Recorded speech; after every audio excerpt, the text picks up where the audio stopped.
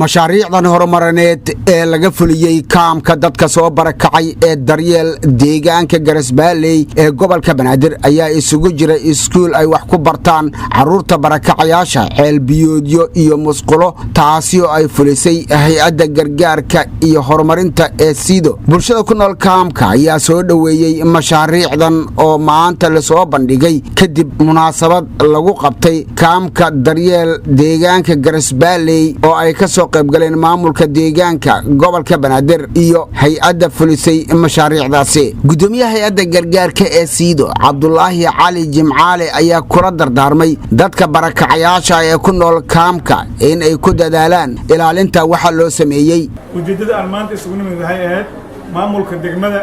iyo maamulka gobolka labadaba inay arkaan shaqadii aan meeshan ka qabanay oo hay'adda Sido ay ka qabatay iyo oo kaashanaysa hay'adda UNDP barnaamijka waxaa fuliyay hay'adda Sido UNDP waxaana maalgelinta bixiyay midowga Yurub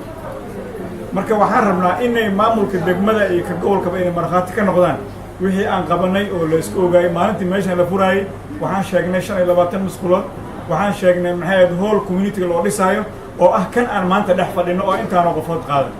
waxaan sheegnay iskuul oo ka kooban 4 qol iyo musqushi waxaan sheegnay 4 goobood oo biyaha laga cabo intaas meesha ku yaalin mas ku yaalin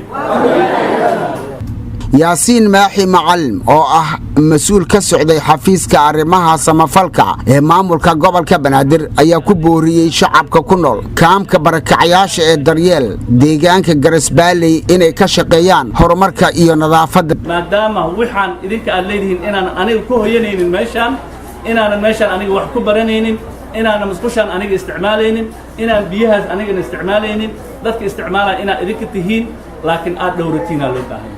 gudoomiyaha deegaanka Garasbaaley Ibraahim Maxamed Rooble ayaa u mahad celiyay hay'adda gargaarka ee Sido iyo hay'adaha kale ee gacan ka geysanaya horumarinta bulshada ku nool kaamka barakacayaasha ee daryeel deegaanka Garasbaaley waxaan u mahad celinaa dhammaan inta halkaan fadhida iyo inta la midka ah oo gacmahooda ku qabsaday haddana diyaar u ah inay ilaashadaan ku noolaadaan